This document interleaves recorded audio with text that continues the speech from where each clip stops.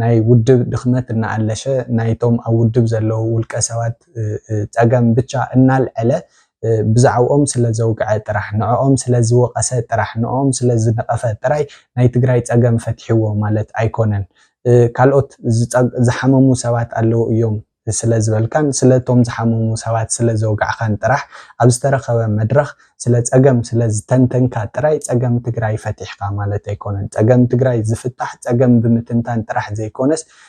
ነቲ ዝተተንተነ ፀገም መፍትሒ ኣልሽካ ነቲ መፍትሒ ብተግባር ብምፍፃም ኣብ ተግባር ኣቲኻ ብምንባር እዩ ዝፍታሕ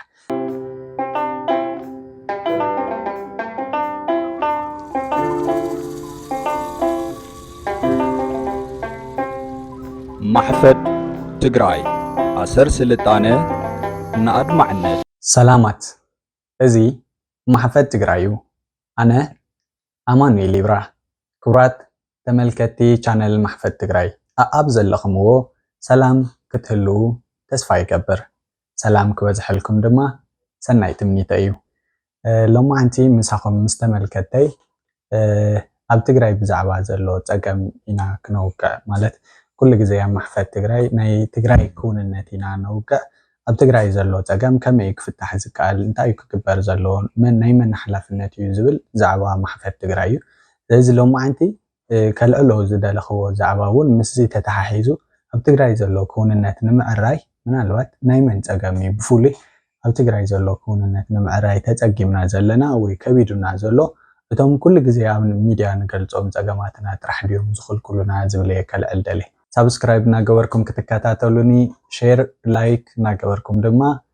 ናይ ቻናለይ ተበፃሒነት ኣብ ብዙሓት ክኸውን ክትሕግዙኒ ለበዋ እዩ ናብ ትሕዝቶና ክንቀፅል ኢና ሰናይ ፃንሒት ኣብ ትግራይ ዘሎ ክውንነት ከምቲ ኩልኹም ትፈልጥዎ ኩሉ ግዜ ኣብ ናይ ፀጥታ ስግኣት ኩሉ ግዜ ኣብ ናይ ድሕንነት ኣብ ናይ ህላዊ ስግኣት ኮይና ኢና ንነብር ዘለና ምናልባት ናይ ቁጠባ ፀገም ኣለና ማለት መናእሰያት ናይ ስራሕ ስእነት ኣጋጢምዎም ኣብ መዓልቲ ኣብ ሰዓታት እኳ ናይ 2 ሰዓት ናይ 1 ሰዓት እኳ ሰሪሖም ዘይውዕልሉ 24 ሰዓት ኮፍ ኢልካ ደቂስካ ብቻ ግዜካ ተሕልፈሉ ኩነታት ኣሎ ኣብ ትግራይ ናይ ቁጠባ ፀገም ኣሎ ብተወሳኺ ናይ ድሕንነት ስግኣት ኣሎ ማለት ናይ ፀጥታ ክፍተት ኣሎ ልዕሊ ምንም ግን ኩናት መዓዝ ይጅመር ርግፀኛ ኮንካ ስለ ዘይትፈልጥ ንቐፃሊ ንንውሕ ዝበለ እዋን ሓሲብካ ትልሚ ውፅኢኻ ምንባር ዘይከኣለሉ ኩነታት ኣሎ ስለዚ ኣብ ትግራይ ንቡር ዝበሃል ምንባር ሓሪሙና ኢና ዘለና ስለዚ እዚ ከምዚ ንኾነሉ ዘለና ኩነታት ንምቕራፍ ንምዕራይ ናብ ንቡር ዝበሃል ናብራ ንኽንምለስ ኣብ ትግራይ ጎዲሉና ዘሎ እንታይ እዩ እቶም ኩሉ ግዜ ኣብ ሚድያ ንገልፆም ፀገማትና ኢለ ሎማዓንቲ ሒዘዮም ዘለኹ እንታይ እዩ መጀመርያ ኣብ ክልተ ዓበይቲ ነገራት እዮም ተቐሚጦም ዘለዉ መፅናዕቲ ኣይኮነን ግን ካብ ዝተፈላለዩ ሚድያታት ካብ ዝተፈላለዩ ባይታታት ማለት ብራንደም ብዘይስሩዕ መንገዲ ክእክቦ ብዝፈተንክዎ እንታይ እዩ ንፀገማትና ኣብ ክልተ እዮም ዝመቕልዎ ማለት እዩ ተጋሩ ንናይ ትግራይ ፀገማት ኣብ ክልተ መቒሎም እዮም ዘዋግዕሎም ሓደ እንታይ እዮም ዝብልዎ ውሽጣዊ ፀገም እዩ ዘለና ዝብል ኣሎ ናይ ትግራይ ውሽጣዊ ፀገም እዩ ዝዓቢ ንደጋዊ ፀገማትና ከይንቃለሶም ወይ ነቲ ናይ ትግራይ ክውንነት ከይንቕይር ደገ ዝመፅእ ነገር እውን ይኹን ገለ ሓሊኹ ሒዙና ዘሎ ኣብ ውሽጢ ትግራይ ዘሎ ፀገም እዩ ዝብሉ ኣለዉ ኖ እቲ ደጋዊ ፀገምና እዩ ዝዓቢ እቲ ደጋዊ ፀገም ከይዕረና ምስ ኣብቲ ውሽጢ ዘሎ ነገር ክንዕሪ ኣይንኽእልን ዝብሉ ኣለዉ ኣብዚ ዘለዋ ክተዓት መጀመርያ ብደንቢ ከጉልህን ሕዚ ውሽጣዊ ፀገምና ውሽጣዊ እዩ ፀገምና ዝብሉ ኣካላት እንታይ እዮም ዝብሉ ኣለዉ ማለት እዩ ናይ ንትግራይ ዝመርሕ ዘሎ ስርዓት ማለት ሕዚ ኣብዚ ሕዚ ሰዓት ኣብዛ ቀረባ እዋን እንተኮይኑ ብርግፅ ኣብ ትግራይ ብግዜያዊ ምምሕዳር ኢና ንምራሕ ዘለና ግን እቲ ግዜያዊ ምምሕዳር ብውድብ ሕወሓት እዩ ብላዕለዋይነት ዝምራሕ ወይ ከዓ ንትግራይ ሕዚ እውን ዝመርሓ ዘሎ ካብቲ 1983 ጀሚሩ ድሕሪ ምውዳቕ ደርጊ ኣብ ትግራይ ካልእ ፓርቲ መሪሖ ይፈልጥን ውድብ ሕወሓት እዩ ዘሎ ኣብቲ ኩናት እዋን ይኹን ኣብዚ ሕዚ ሰዓት ዘሎ ውድብ ሕወሓት እዩ ስለዚ ናይ ትግራይ ፀገም ውሽጣዊ እዩ ትበሃል ተሎ ናይ ሕወሓት ኣገዛዛኢ እዩ ማለት እዩ እዞም ውሽጣዊ ፀገም እዩ ዘለና ምስ ካልኦት ፀገማትና ከይንገጥም ምናልባት እውን ሓደሽቲ ፀገማት እናወለደ ኣብ ችግር ዘውድቐና ዘሎ ኣብ ትግራይ ዘሎ ስርዓት እዩ ኣብ ትግራይ ዘሎ ኣገዛዝኣ እዩ ወይ ከዓ ሕወሓት ዝበሃል ውድብ እዩ ዝብሉ ኣካላት ኣለዉ ብካልእ ገፁ ድማ ኖኖ ኣብ ትግራይ ዘሎ ውሽጣዊ ፀገም ከም ዘሎ ሕጂ ንውድብ ሕወሓት ክወቅስዎ ከለዉ ኣብኡ ከለኹ መፍትሒ እየን ኢሎም ዘቕምጥዎን እውን እናልዐልኩ ክኸይድ ሕዚ እቶም ውድብ ሕወሓት እዩ ፀገምና ዝብሉ ሰባት እንታይ እዮም ዝብሉ ናይ ትግራይ ፀገም ክፍታሕ እንተኮይኑ ኣብ ትግራይ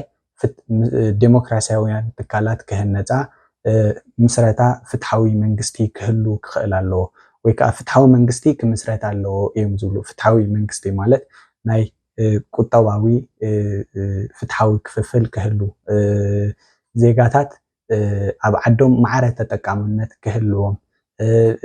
ናብ ልምዓት ክዋፈር ዝኽእል ህዝቢ ንክፍጠር ጥዑያት ዴሞክራሲያውያን ትካላት ሓልየን ጥዑይ ፖሊሲታት ጥዑይ ፕሮግራማት ወፂኡ ብደንቢ ዝመርሕ መንግስቲ ሓልዩና ኢና ክንቅየር ንኽእል ፀገማትና ከይንፈትሕ ገይሩና ዘሎ እዚኦም ዝኸልከለ ማለት ዴሞክራሲያውያን ትካላት ዘይፈጠር ፍትሓዊ ዘይኮነ መንግስቲ ብምህላው ጨቋናይ መንግስቲ ዓፋናይ መንግስቲ ብምህላው እዩ ዝብሉ እዮም ዘለዉ ምናልባት እዚኦም ሓደ ዓይነት እዮም ስለዚ ፀገም ውሽጣዊ እዩ ዘውዝኒኤ ጨቋኒ መንግስቲ ድማ ክገልፅዎ ከለዉ ንኣብነት ብደገ እኳ ዘለና ፀላኢ እውን እንተኾነስ ናቱ ምናልባት ምስቶም ብደገ ዝመፁና ፀላእቲ ዘይሳነ ናይ ዲፕሎማስያዊ ኣካይዳ ስለ ዝኽተል ንዕኡ ተኸቲሎም ዝመፁ ንሱ ስለ ዘሎ ጥራይ ዘፀግሙና እምበር ምናልባት ዝውድብ እዚ እንተዘይህሉስ ምስ ካልኦት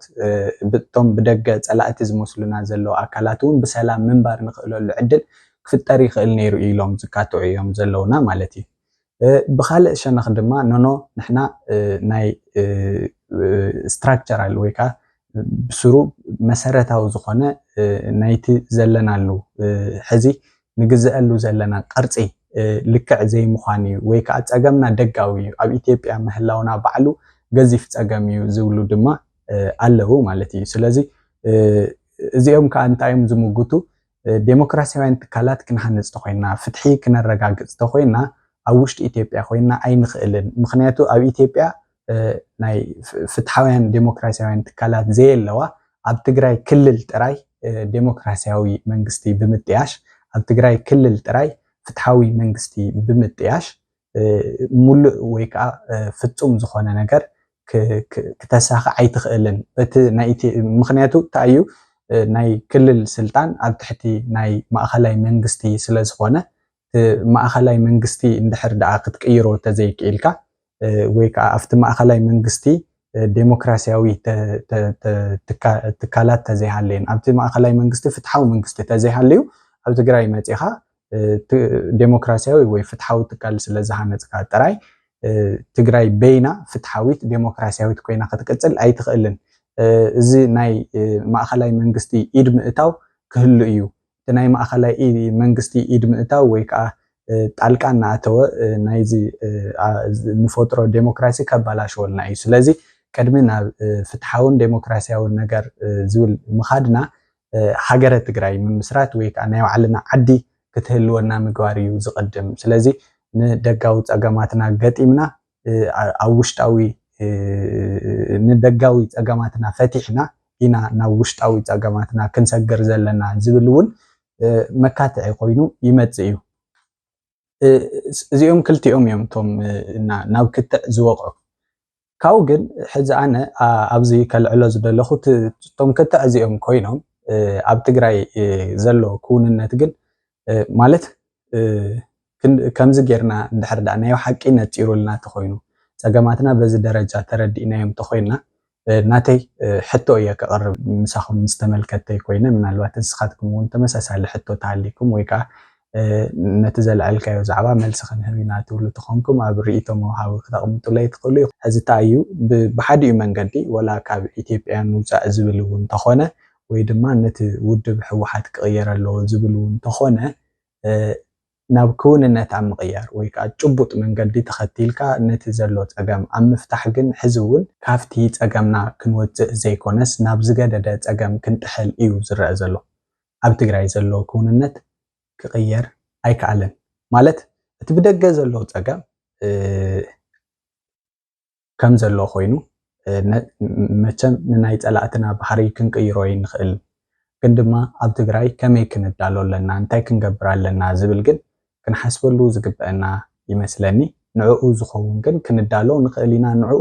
ክንፈትሕ ኣብኡ ስራሕ ክንሰርሕ ንኽእል ይመስለኒ እሱ ግን ብተግባር እናተኸየደሉ ኣይኮነን ኣብ ትግራይ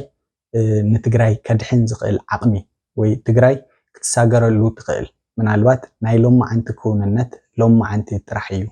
ፅባሕ ተስፋ ኣለና እዩ ናብቲ ዝሓሸ መጻኢ ንጓዓዝ ኣለና ኢና ኢልና ብሙሉእ ዓርሰ እምነት ክነውግዐሉ ንኽእል ኩነታት ኣይተፈጠረን ኣብ ትግራይ እዚ ዘይኾነሉ ዘሎ ፀገም እንታይ እዩ ማለት ናብ መፍትሒ ዘይከድና ንምንታይ እዩ ንዕኡ ተናእሰ ኦኬ ደሓን ወላ እቲ ለውጢ እሞ ኣይምፃእ ንዕኡ ብትኽክል ንፅረት ሃልይዎ እቲ ዝበሃል ዘሎ ንኣብነት ዝስርዓት እዚ እዩ ፀገምና ዝብል ክሊር ዝኾነ ኣካል ተሃልዩ ካብቲ ስርዓት ወፃኢ ዝሓሸ ኣተሓሳስባ ዝሓሸ ፕሮግራም ዝሓሸ ፖሊሲ ዝሓዘ ነቲ ህዝቢ እናንቅሐ እናረድአ ናብ ለውጢ ክወስድ ዝኽእል ካልእ ሓድሽ ትካል ወይ ውዳበ ዘይተፈጠረ ንምንታይ እዩ ዝብል ሕቶ ነልዕል ነዞም ሰባት እዚኦም ከምኡ ዓይነት ሕቶ ነልዕል ኣሎ ንምንታይ እዩ ብርግፅ ማለት በይኑ ትውድብ ጨቋኒ ስለ ዝኾነ ጥራይ ኢልና ክንድምድሞ ይንኽእልን ማለት ስለዘይፈቐደልካስ በቃ ተሸኒፍካ ተሳዒርካ ኢድካን እግርኻን ኣጣሚርካ ትነብር ዝብል ተኾይኑ ትመልሶም ስለዚ ከምዚ ብምሕረት ብቻ ክንነብር ኢና ንፅበ ኣለና ማለት እዩ ሓደ ግዜስ ክውንነት ንምቕያር ንሕና ምንም ሓላፍነት የብልናን ተዓዲ ናይ በይኖም እያ ንሶም ዝበሉና ንገብር ንሶም ፅቡቅ ተዝኾኑልና ፅቡቅ ነይሩ ተዘይኮይኑ ግን በቃ ተራእሞ ክንገብር ዝዓድናቶም ጥራሕ እንድያ ዝብል ኣተሓሳስባ ተሃልዩ እዚ ፀገም እዩ ዓርሱ ዝኻእለ ፀገም እዩና ንምንታይ እዩ ዝብል ሕቶ ኣሎ እቲ ካልኣይ እውን ዘረባ በዚሕና ትዝድለ ለውጢ ክመፅእ ኣይከኣለን ስኢልኩም ምሁራትና ተድክሙና ኢኹም ኣለኹም ተጨንቁና ኢኹም ኣለኹም ትርጉም የብሉን ዝገደደ ፀገማትና እንደውም ንስኻትኩም ኢኹም ትፈጥርዎ ዘለኹም እናበለ ዝኸስስ ብእኩብ ብሓፈሻ ንኩሉ ነቲ ኣብ ሚድያ ዝርዮ ኣካል ከም ገበነኛ ገይሩ ዝወስድ ነቲ ዝፍጠር ዘሎ ግዜያዊ ፀገማት ነቲ ዝነበረ ዘላቒ ፀገም እውን ሓዊሱ ብሓባር ዝኸሰሉ ኩነታት እዩ ዘሎ ወይ ከዓ ተዛሪብኩም እንታይ የምፂኹም እስካ ሕዚ ኮ ተዛሪብኩም እንታይ ደለዊጥኩም ኢኹም እንታይ እዩ እሞ ትርጉም የብሉን መከራና ዳ ኢኹምኩም እንተውዝሑልና ኣለኹም እንደውም ኣይተጨንቁና ግደፉና ዝብል ዓይነት ርእቶታት ክወሃብ ይስማዕ እዩ ብርግፅ ግን ኣብ ትግራይ ምናልባት ካብ ዓቐን ንላዕሊ ዝዘተና ዶ ንኸውን ማለት ናይ ሓቂ ዲና ካብ ዓቐን ንላዕሊ ዘቲና ካብኡ ከዓ ብስሩ ብመሰረቱ ኸ ምዝታይ ድዩ ዝፅላእ ዘሎ ናይ ሓቂ ህዝቢ ትግራይ እውን ዘተ ድዩ ፀሊኡ ሓሳብ ድዩ ፀሊኡ ምናልባት ቅድሚ ሕዚ ናይ ሚድያ ነፃነት የለን ንዕፈን ኢና ኣለና ሓሳብና ክንገልፅ ኣይከኣልናን ኢዴሞክራሲያዊ ስርዓት እዩ ዘለና ዝብል ዝነበረ ማሕበረሰብ ሕዚ ዝተወሰነ ዕድላት ተፈጢረን ሰባት ከዋግዑ ስለ ዝጀመሩ ሓሳባት ናብ ህዝቢ ይወፁ ስለ ዘለው ናይ ብዙሓት ሰባት ሓሳባት ይድመፁ ስለ ዘለውስ ናይ ሓቂ ሓሳብ ተፀሊኡ ድዩ ከምኡ ዝበሃል ዘሎ ንምንታይ እዩ ኣብ ከምኡ ደረጃ ተበፂሑ ዝብል ከም ሓሳብ ካልዕለው ስለ ዝደለኹ ኢሎም ማዓንቲ ሕዚ ኣብዚ ኣነ ከም ዝረዳእኒ እንታይ እዩ ብርግፅ ሓሳባት በዚሖም ኢሎም ኢለ ኣይሓስብን ምክንያቱ እቲ ሕዚ በፂሑና ዘሎ ፀገም ሎማዓንቲ ዝተፈጠረ ኣይኮነን ናይ ትማሊ ስሕተታትና ውፅኢት እዩ ኢለ እየ ዝኣምን ማለት ከምኡ እዩ ኢለ ቀዲምና ሓሲብናሉ እንተንኸውን ቀዲምና ዘቲናሉ እንተንኸውን ስለመፃኢና ኣቐዲምና ቅድመ ንጡፋን ኮይና ነቂሕና እናውጋዕና እንተንነብር ነርና ከም ህዝቢ ንኣብነት ኣብዚ ሕዚ ሰዓት ካብቶም ዘጋጥሙና ዘለው ፈተናታት ውሽጣዊ ጥራሕ ኣይኮነን ናይ ዴሞክራሲ ናይ ፍትሒ ናይ ምሕደራ ፀገም ብቻ ኣይኮነን ዘለና ከም ህዝቢ ብመንነትና ዝተለዓለ ከጥፍኡና ዝደልዩ ፀላእቲ እውን ኣለውና ያው ከምቲ ዝፍለጥ መሬትና ተወሪሩ ኣሎ ክምለሰልና ይከኣለን እስካብ ሕዚ ብመንግስቲ ፌደራል ይኹን በቶም ዝወረሩ ኣካላት መደራደሪ ገይሮም ሒዞም ነቲ ዘለና ድኽመት ተበሊፆም ማለት ነቲ ዘለና ውሽጣዊ ፀገማት ተበሊፆም ወሪሮም ናዮም ዘለው ዝግበአና ነገር ተመንጤልና ኢና ዘለና ከም ህዝቢ ስለዚ ቀወምቲ ጸላኢ ኣለውና ጸላእቲ ኣለውና እዚ ሁነና ህዝቢ ዝዝንጋዕ ኣይኮነን ከም ህዝቢ ግን ነዚ ክንዳሎ ብዘይ ምኽኣልና ምኽንያት ድማ መሬትና ተሃጊሩ ተመንጤልና ዳ ንነብር ኣለና እምበር ንዕኡ ክንከላኸል ፕሮአክቲቭ ኮይና መከላኸሊ ሒዝና ጸኒሕና እኩዋት ኮይና ተጠርኒፍና ቁጣዋ ፈጢርና ጸኒሕና ነዚ ክመፀና ዝኽእል ፀገም ኣይተኸላኸልና ኣብዚ ሕጂ ብደንቢ ንብረህራህ ዘድልዮ ንኣብነት ጸላእትና ብዝተፈላለየ መንገዲ ናዘተይሉ እዮም ጸኒሖም እቲ ሕዚ ወሪሮምዎ ዘለዉ መሬት ቅድሚ ሕዚ ምውራዶም ንሕና እዩ ዝብል ዛንታ ዝጀመሩሉ ዘመን ንድሕሪት መሊስና እንተንፍትሾ ንሕና ኣብ ዝደቀስናሉ እዋን እዩ ኮይኑ ስለዚ ንሕና ኣብ ዘይነዋግዐሉ ዝነበርና ግዝያት ንሕና ኣብ ዘይንዘተየሉ ዝነበርና ግዝያት ንሕና ኣብ ካልእ ዓለምና ምናልባት እውን ኣብ ዝተፈላለየ ናይ ውልቃዊ ዋኒናትና ኣብ ዝነበርናሉ ጉዳያት ሓባራዊ ጉዳያትና ሓባራዊ ዋኒናትና ዘንጊዕና ስለ ዝነበርና ጸላእትና ድማ ንዓና ከጥፍኡ እናተማኸሩ እናመኸሩ ብደንቢ ትካላት ፈጢሮም እናሰርሑሉ ስለ ዝጸንሑ ተቐዲምና ኣብዚ ሕዚ በፂሕናዮ ዘለና ኩንነት በፂሕና ኣለና ሕዚ እውን ግን ኣብ ትግራይ ንሕና እንታይ ኢና ንብል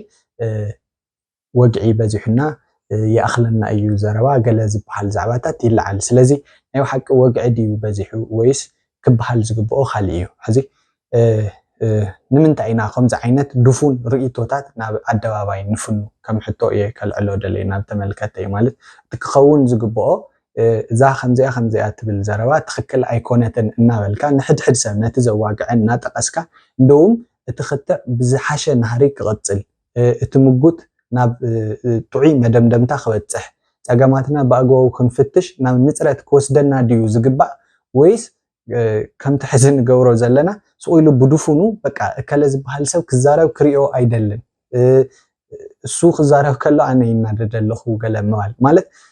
ነውግዑ ዘለና ብዛዕባ ሓባራዊ ዛዕባና እንተኾይኑ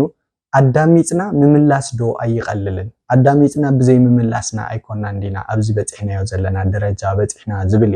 ናብ ተመልከተይ ከልዕል ደሌ ስለዚ ምስዘል ኢለ ምስዘት ተሓሒዘ እየ እቲ ናይ ሎማ ዓንቲ ማለት ካብ ጸገማትና ንምውጻእ ወይ ኩንነትና ንምዕራይ ከቢድና ዘሎ እንታይ ኢና ሲኢና እንታይ ጎዲሉና ዝብል ነገር ምስኡ ሓዊሰ ከልዕሎ ደሌና ሕዚ ኣብዚ ማለት ብኡልከ ኣፍቶም ዝለዓሉ ኣነ ዝድግፎም ወይ ከዓ ዝቕበሎም ዛዕባታት ምህላዎም ከዓ ክውስኽ ይደሊ ማለት እዩ ታዩ ብርግጽ ማለት ኣብቲ ሚድያ ዝዛረቡ ኣካላት ወይ ሓሳባትና ዘቕርቡልና ሰባት እቲ ብሓሳብ ዝንገር ነገር እቲ ኣብ ሚድያ ዝውቃዕ ነገር እቲ ተዛራዊ ኣካል ክነብሮ ዘይኽእል እንተኾይኑ ብተግባር ክገብሮ እንድሕር ደኣ ዘይርኢናዮ ምናልባት እውን እዚ ናይ ሕዚ እዚ ማለት ነቲ ማሕበረሰብ ዓንተ ወይ ዝሕለፍክዎ መልእኽቲ ኣሎ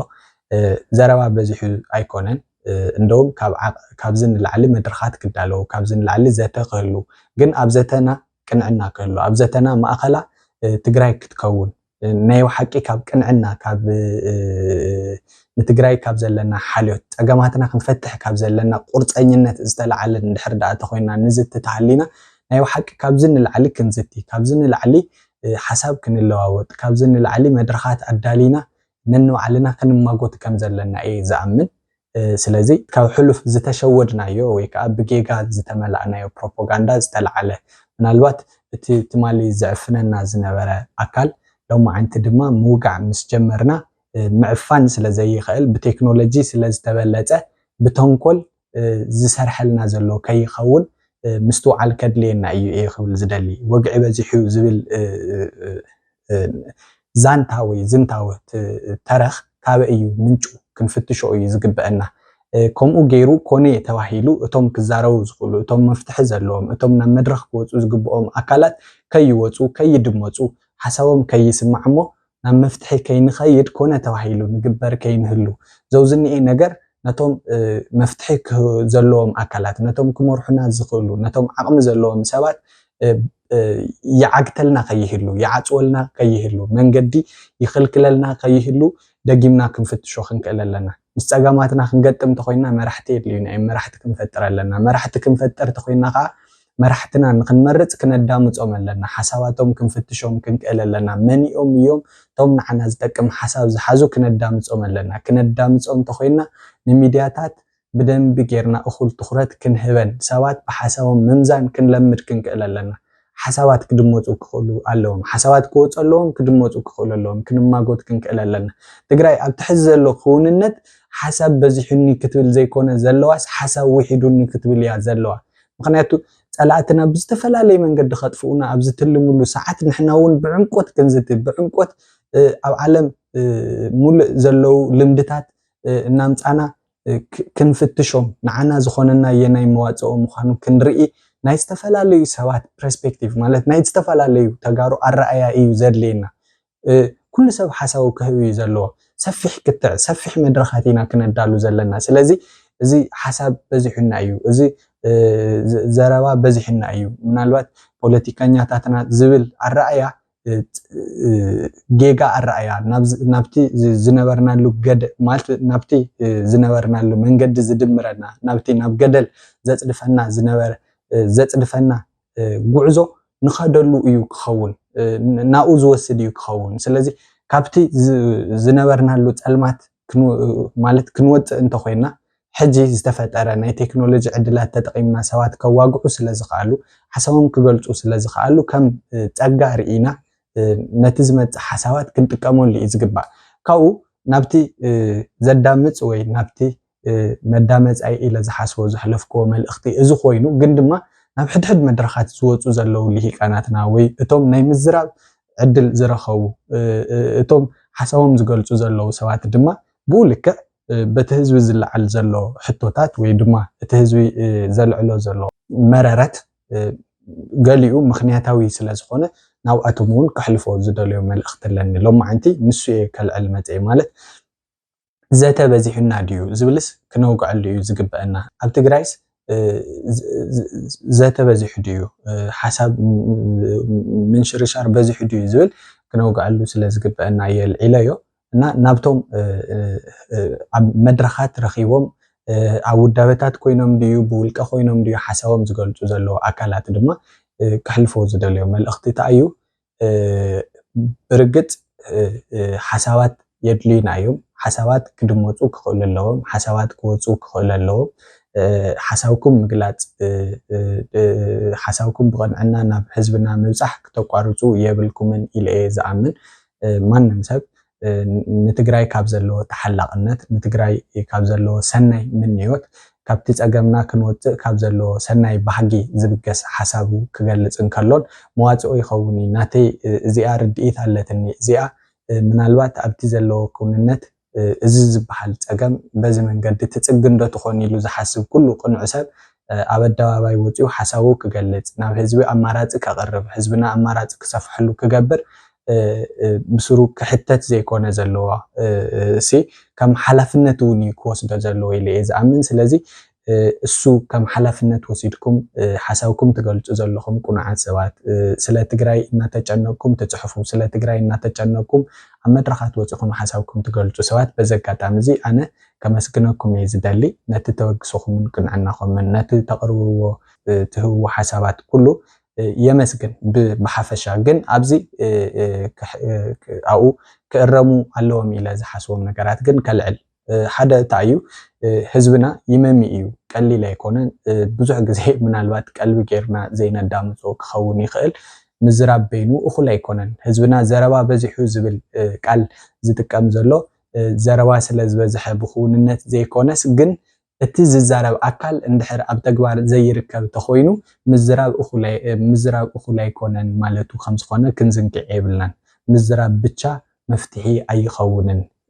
ዝብል ነገር የልዕል ምህላው ክንፈልጥ ክንክእል እኒና ስለዚ ቶም መፍትሒ ክኾኑ እዮም ኢልና ንቕርቦም ሓሳባትና ባዕልና ድማ ፈጸምቲ ኣካላት ኮይና ንምፍጻሞም ዘኽእል ቁርፀኝነት ተበግሶ ሓሊና ናብ ተግባር ክንኣቱ ከም ዘለና ናይ ተግባር ሰባት ምዃንና እውን ንህዝብና ክንርእዮ ከም ዘለና እየ ከዘክር ዝፈቱ ኣብዚ ካልእ ብደንቢ ክለዓል ዘለዎ ነገር ማለት ሎማዓንቲ ኣብ ሓደ መድረኽ ዝተዛረብካዮ ነገር ጽባሕ ድማ ምስ ኣትጓነጽ ኣብ ካልእ መድረኽ እንድሕር ተውግዕ ንዓድኻ ካብ ዘለካ ሓልዮት ዘይኮነስ እቲ መድረኽ ከም ኣጋጣሚ ተጠቒምካ ንባዕልኻ ፕሮሞት ክትገብረሉ ንባዕልኻ ክተፋልጠሉ ብኡ ኣቢልካ ድማ ብናይ ዓዲ ረብሓ ወይ ከዓ ንዓዲ ብዝጠቅም ዛዕባ ዝፈጠርካዮ ዕድላት ንውልቃዊ ክብርካ ክተበርኽ ወይ ንውልቃዊ ጊዜያዊ ናይ ማለት ዝብላዕ ዝስተ ክትረኽበሉ ክትብል ናይ ማንም ሓሽከር ክትከውን ክትብል እንድሕር ደኣ ኣብዞም መድረኻት ሓሳባት ትገልጽ ተሃሊኻ እሞ ነቲ ፀገማትና ተጋደድ ተሃሊኻ ግን እዚ ሓላፍነት ክውሰደሉ እዩ ዝግባእ ብዙሓት ኣካላት ሎማዓንቲ ዝነበርዎ መንነት ቀይሮም ፅባሕ ድማ ብኣንጻሩ ናይቲ ዝነበርዎ መንነት ኮይኖም ክርእዩ ከለው ህዝብና እንተንፀርፀረን እንተማረረን ሓቁ እዩ እዚ ክዝንጋዕ የብሉን ምክንያቱ ህዝቢ ሓላፍነት ዝወስደሉ ይደልሎ ህዝቢ ካብ ዝመከራ ዘውፅኦ ይደልሎ ስለዚ ህዝቢ ተስፋ ዝገበረሎም ሰባት ክስእን ከሎ ህዝቢ ሎማዓንቲ ቅኑዓት እዮም ኢሉ ዝሓሰቦም ሰባት ክስእን ከሎ ግን ፀገማትና መዋፅኦ ከም ዘይብሉ ክሓስብ ተስፋ ክቆርፅ ንኻልኦት ሰባት ነቶም ቅኑዓት እውን ንኸየዳምፅ ተዓፅው ከም ዘለኹም ክትፈልጡ ክትክእሉ ኣለኩም ማለት እዩ እቲ ማለት ብስሩ እዚ ነውሪ ተባሂሎም ክቕመጡ ካብ ዘለዎም ነገራት ሓደ እዩ ናይ ዓዲ ዛዕባ ናይ ዓዲ ናይ ህዝቢ ወይ ናይ ሃገር ጉዳይ ንውልቀ መሳርሕነት ክውዕል የብሉን ንውልቀ ክብሪ ይኹን ንውልቀ ጥቕሚ ማለት ዝኾነ ይኹን ጊዜያዊ ጥቕሚ ይኹን መጥቀሚ ክውዕል የብሉን ናይ ዓዲ ዛዕባ ብመሰረታውነት ብሓላፍነት እዩ ክትሓዝ ዝግብኦ ማንም ሰብ ንበለፅ ከልዕሎ ክበላለፀሉ ዝተረኸቡ ዕድላት ማለት ትግራይ ኣብዚ ሕዚ ሰዓት ኮይንካስ ብስሩ ንሕና ብሕልና ክንሓስብ እዩ ዝግበአና ምናልባት ፅባሕ ንደቅና ነረከባ ዓዲ ክንስእን ንኽእል ኢናና ከምዚ ዓይነት መንገዲ ብስሩ ክንክተል የብልናን ህዝብና እንተማረረውን እንተንፀርፀረውን ሓቁ እዩ መትከል ኣልቦነት ክውገድ ክኽእል ኣለዎ እንናገሮም ነገራት መትከላውያን ኮይና ክንናገሮም ሎማዓንቲ ነውግዖም ዘለና ሓሳባት ፅባሕ እውን ክንደግሞም ንኽእል ብተግባር እውን ክንክተሎም ንኽእል ንኣምነሎም ክኾኑ ኣለዎም ስለዚ ሓሳባትና ኣብ መድረኽ ወፂና ንገልፆም ኩሎም ነገራት ካብ ህዝባዊ ውግንና ካብ ቅኑዕ ባህጊ ካብ ቅኑዕ ዕላማ ካብ ቅኑዕ ራእይ ክኸውን ኣለዎ ማለት እዩ ኣብዚ ካልእ ከዘክሮ ዝደሊ ኣብ መድረኻት ወፂኻ ስለትዛረብ ኩሉ ግዜ ልክዕ ክትከውን ኢኻ ማለት ኣይኮነን ወይ ከዓ ሕጂ ካብ ቅኑዕ ዕላማ ክንዛረብ ኣለና ማለት እምበር ጌጋ ዝበሃል ነገር ክስማዕ የብሉን ማለት ከም ዘይኮነ ድማ ከዘክር ይፈቱ ማለት ብዙሕ ግዜ ኣብ መድረኻት ደጋጊምና እንሰምዖም ነገራት ኣለው ሕዚ ኩሎም ናይ ግድን ነቲ ፀገምና ዝፈትሑ ካብቲ ችግርና ዘውፅኡና ናይ ባሓቂ ማለት ኩሎም ወርቃዊ ዝኾኑ ዘይክኾኑ ይኽእሉ እዮም እንተነኣሰ ግን ካብ ቅኑዕ ዕላማ ዝብገሱ ተኾይኖም ነቲ ዝተጀመረ ማለት ተደሚሮም እዮም ናብቲ ትክክለኛ ጉዕዞ ዝወስዱና ተደሚሮም እዮም መፍትሒ ዝፈጥሩልና ተደሚሮም እዮም ናብ ቅኑዕ መንገዲ ዝወስዱናን ዝሓሸ ነገር ክንፈጥር ዝገብሩናን ስለዚ ኣብዚ ማለት ሰባት ክንፈርሕ ዝግበአና ክንጋገ የብልናን ንብሎ ብመትከል እዩ ክንጋገ ዘይብልና እምበር በቶም ነሕልፎም ሓሳባት ምናልባት ካብ ዘይምርዳእ ወይ ካብ ሕፅረት ሓበሬታ ዝፍጠሩ ክፍተታት ኣይኮኑን ንማሕበረሰብ ዝጎድእዎ ወይ ንህዝቢ ዝጎድእዎ እዚ ይፍለጥ እዩ ስለዚ ኣነ ኣብዚ ሓሳበይ ክገልጽ ከለኹ ክንጥንቀቕ ኣለና ኢለ ዘቕርቦ ዘለኹ ነቲ ካብ ርድኢት ሕፅረት ዝፍጠር ክፍተታት ወይ ነቲ ካብ ርድኢት ሕፅረት ዝፍጠር ማለት ኣፈላላያት ክህሉ የብሎምን ማለተይ ከም ዘይኮነ እየ ኣፈላላያት ክህሉ እዮም ክንካታዕ ንኽእል ኢና ክንማጎት ንኽእል ኢና ብስሩ እውን ናብ መፍትሒ ክንመፅእ ክንማጎት እዩ ዘለና ኣፈላላያት ስለ ዘለው እዮም ኣብዚ ክውንነት እዚ ተረኺብና ዘለና ሓደ ምዃን ግድን ዘይክፍጠር ይኽእል እዩ ብስሩን ሓደ ምዃን ግድን ኣይኮነን ኣፈላላያት ከም ዘለው ንፈልጥ ኢና ስለዚ ካብቶም ኣፈላላያት ክንወፅእ ተኾይና ብግልፂ ኣብ ኣደባባይ ኣውፂናዮም ዘለውና ፍልልያት ተኻቲዕና ኣሎም ተማጒትና ኣሎም ኢና ናብ ሓድነት ክንመጽእ ንኽእል ጸገማትና ስለ ዝሓባእና ሓሳባትና ስለ ዝሓባእና ምዝራብ ፈሪሕና ምስ ሕማማትና ስለ ዝደቀስና ጽባሕ ንግሆ ምስቶም ካልኦት ጸገማትና ተደሚሮም ክወፁ ከጥፍኡና ናብ ሰላምና ክንሰግር ዕንቅፋት ክኾኑና ኣይግብኦምን ስለዚ እሱ ከይኾኑ ክነውግዕ ኣለና ግን ክነውግዕ ከለና ተነኣሰ ካብ ቁኑዕ ዕላማ ክንብገስ ንዓድና ካብ ዘለና ፍቕሪ ንደቅና ንመጻኢ ወለዶታት ካብ ዘለና ሓልዮት ካብዚ ዘለናዮ ጸገም ክንወፅእ ካብ ዘለና ቆራጽነትን ባህግን ክኸውን እዩ ዘለዎ ካብ ዘለና ሰናይ ትምኒት ካብ ዘለና ቁኑዕ ራእይ እዩ ክብገስ ዘለዎ ዝብል እየ ከልዕል ዝደሊ ስለዚ እዘል ኢለ ናብቲ ዝበልክዎ ክምለስ ማለት ሕዚ ኣብ ትግራይ ሲኢናዮ ዘለናስ ምድማጽ ዝኽእል ህዝቢ ድዩ ወይስ ተናጊሩ እሚኑ ዝመርሕ መራሒ እዩ ዝብል ሕቶ እየ ኣልዒለ ነይረና ከም ናተይ መደምደምታ ሒዘ ክሓልፍ ኣነ ህዝቢ ትግራይ ናይ ምድማጽ ጸገም ኣሎ ኢለ ኣይኣምንን ህዝቢ ትግራይ ሓሳባት ናይ ምምማይ ጸገም ኣሎ ኢለ ኣይኣምንን ኩል ኣይኮነን ዶ ትግራዋይ ኮንካስ ኣብ ትግራይ ዓቢኻስ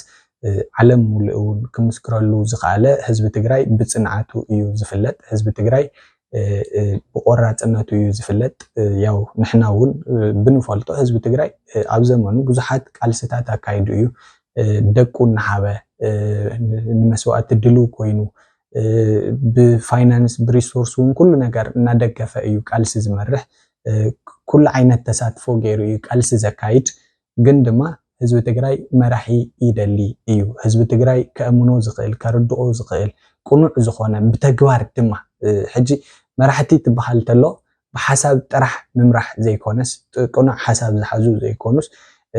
ነቲ ዝሓዝዎ ሓሳባት ብተግባር ክነብርዎ ዝኽእሉ ኣባይታ ወሪዶም ምስቲ ህዝቢ ኮይኖም ዝቃለሱ ምስኡ ኣባይታ ኮይኖም ችግራቱ ዝፈትሕሉ ሰባት እዩ ዝደሊ ኣብዚ ማለት ሕዚ ዘሎ ኩንነት ወላ ዝተፈለየ ይኹን ሕወሓት ኣብቲ 17 ዓመት ብረታዊ ቃልሲ ኣብ ህዝቢ ትግራይ ቅቡልነት ረኺባ ደርጊ ብናይ ህዝቢ ትግራይ ቃልሲ ደርጊ ዝኣክል ስርዓት ክንድምስስ ዘኽኣለና ነገር ነልዕሎ ተተባሂሉ ናይ ሕወሓት መስረቲ ዝነበሩ ኣካላት ይኹን ተጋደልቲ ሕወሓት ምስ ህዝቢ ዝነበሮም ምትእስሳር ነቲ ህዝቢ ዕላምኦም ቁኑዕ ምዃኑ ከእምኑ ብምኽኣሎም ኣባይታ ወሪዶም ይቃለሱ ስለ ዝነበሩ ብተግባር ናይ ተግባር ሰባት ምዃኖም ከርእዩ ስለ ዝኽኣሉ ከም ዝኾነ ታሪክ ሰኒድዎ ዘሎ ሓቂ እዩ ዝከሓድ ኣይኮነን ስለዚ ሕዚ እውን ኣብ ትግራይ ዝድለ መንገዲ ቃልሲ ክኸውን ዝግብኦ እሱ እዩ ትግራይ ኣብዚ ሕዚ ሰዓት ብተግባር እያ ቃልሲ ትጠልብ ናይ ተግባር ቃልሲ እዩ ዘድልየና ኣብዚ ሕዚ ሰዓት ማለት ተሓደ ነቲ ሓደ እናተጠላለፈሉ ናይ ስልጣን ንሕንሕ ጥራሕ ናብቲ ካብ ጸገም ከውፀና ኣይኽእልን ብመሰረቱ ኣብዚ ሕዚ ሰዓት ብዛዕባ ስልጣን ጥራይ ንቃለሰሉ ታው እምበር መንሓዘ እናበልና ቃልሲ ነካይደሉ ምቹው ኩነታት ኣይኮነን ዘለና ሕዚ ዘለና ኩውንነት ንናይ ቃልሲ ንሕንሕ ወይ ከዓ ንናይ ቃልሲ ንናይ ስልጣን ንሕንሕ ዝኸውን መድረኽ ዘለዎ ግዜ ኣይኮናን ዘለና ሕዚ ትግራይ ገጢምዋ ዘሎ ናይ ህላዊ ሓደጋ እዩ ኣብ ትግራይ ዘላ ወንበር ኣብ ሓደጋ እያ ወዲቓ ዘላ ማለት ናይ ትግራይ ወንበር ንተጋሩ ውሕስና ክህብ ዘይከኣለሉ ኩነት እዩ ዘሎ ሕጂ ምሕደራ ብቻ ኣይኮነን ፀጊምና ዘሎ ሕጂ ቅድሚ ሕዚ ምናልባት ኣብዚ ኣብኡ ከለኹ እግሪ መንገደይ ኣፅንኦት ሂበዮ ወይ ፍልይ ኣቢለዮ ክሓልፍ ዝኽእል እዚ ውሽጣዊ ፀገም ከይተቐረፈ ናብ መፍትሒ ክንመፅእ ኣይንኽእልን ዝብሎ ኣለዎ ኣነ ይኣምነሉ እየ ብርግፅ ውሽጣዊ ፀገም ኣለና ምናልባት ተብ ስልጣን ዝኒአ ኣካል እቲ መንግስቲ ኮይኑ ዝመርሕ ዘሎ ኣካል እቲ ዘመሓድር ዘሎ ኣካል ቀኒዑ ነቲ ናይ ትግራይ ፀገማት ተረዲኡ ኣብ ትግራይ ዘሎ ዓቕምታት ኣኪቡ ኣብ ትግራይ ዘሎ ዕድላት ኩሉ ተጠቒሙ ፀጋታት ኩሉ ተጠቒሙ ናብቲ ዝገዘፈ ፀገምና መፍትሒ እንተዝጥቀመሉ ነይሩ ነቲ ናይ ትግራይ ኩንነት ንምፍታሕ ብቕንዕና ምስራሕ እንተዝኽእል ነይሩ ፀገምና ንኽፍታሕ ትዝሓፀረ መንገዲ ምኾነ ነይሩ ስለዚ ፀገምና ንኽፍታሕ ዘለዎ ዝሓፀረ ተኽእሎ ማለት ታዝሓፀረትን ታዝሓሸት ዕድልትን የባኽነልና ኣሎ እዩ ማሕንቆ ኮይንና እዩ ይኣምነሉ እየ ግን ፀገምና ሙሉእ ብሙሉእ ንሱ እዩ ዝብል ዕሽነት ግና ክህልወና ይብሉን ዝብል እየ ከዘክር ዝደሊ ምክንያቱ ኣብ ትግራይ ዘሎ ሕዚ ፀገም ብዓዊሩኡ ካብቲ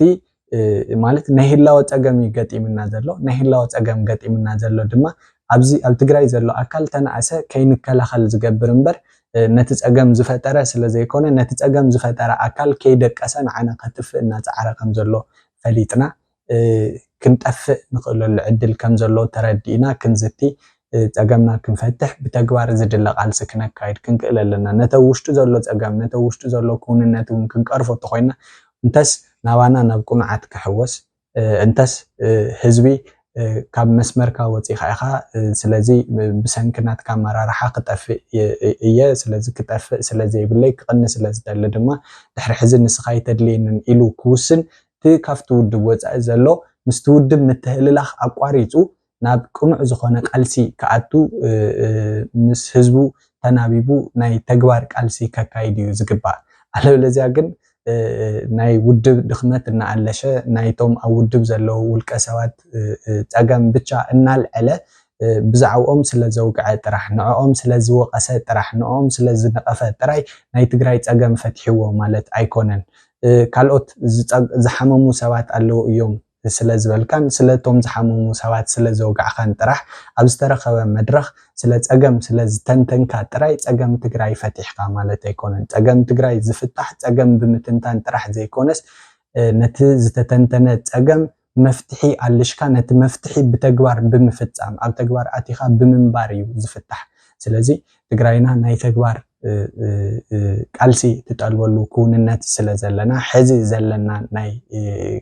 ናይ ቃልሲ መድረኽ ናይ ተግባር ቃልሲ ዝሓትት ስለ ዝኾነ ኣብ ትግራይ ሲኢናዮ ዘለና ንናይ ተግባር ቃልሲ ድልው ዝኾነ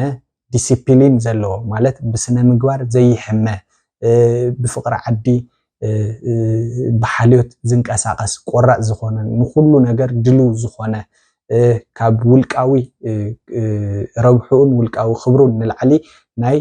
ሓባራዊ ረብሓ ናይ መጻኢ ናይ ወለዶታት ሰናይነት ዘገድሶ ብሓልዮት ህዝቢ ዝንቀሳቐስ መራሒ እያ ትደሊ ማለት ተቃላሳይ ህዝቢ ከም ዘለና ፍሉጥ እዩ ስለዚ ነቲ ዘለና ህዝቢ ግን ነቲ ተቃላሳይ መንፈሱ ከይጠፍአ ተስፋ ቆሪፁ ከይተበተነ ምናልባት በቲ ሕዚ ንሪኦ ዘለና ከምቲ ዘጋጥም ዘሎ ኣብ ክንዲ ነቲ ዘለና ፀጋ ንጥቀመሉ ነቲ ዘለና ሓድነት ነቲ ዘለና ጥንካረ ናብ ረብሓና ነውዕሎ ያው ይፍለጥ እዩ ማለት ኣብዚ ሕዚ ሰዓት ፀግዒ እናተተሓዘ ነቲ ህዝቢ እንደውም ክብተን ዝፀዓረሉ ናይ ልሂቃት ናይ ስነ ምግባር ጉድለት ከም ዝኒአ ይረአ ስለ ዘሎ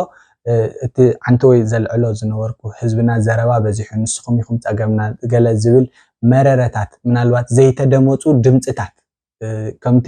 ኣብ ሚድያ ወፂኻ ናይ ምዝራብ ዕድል ስለ ዘይረኸበ ጥራይ ህዝቢ በብመንደሩ በብኸባቢኡ ኣብ ነናይ ባዕሉ ናይ ሻሂ ማለት ናይ ዘለውዎ መድረኻት ብቻ ዝገልፆም ዘሎ መረረታት ዝሕልፎም ዘሎ መልእኽትታት ፀማም እዝኒ ሂብና ናብ ጥፍኣት ክንከይድ የብልናን ንህዝብና ነዳምፀካ ኢና ናትካ ኢና ኣለናልካ ንብለሉ ወቕቲ እዩ ኢለ ዝሓስብ ንሎማዓንቲ ከዋግዕሉ ዝሓሰብክዎ እዚ እዩ ኣብ ቀፃሊ ብካልእ ትሕዝቶ ክንራኸብ ኢና ክሳዕ ሽዑ ሰናይ ቅንያት ተመልከተይ ሰናይ ክትኮኑለይ ሰናይ ትምኒተ እዩ ይቕኒለይ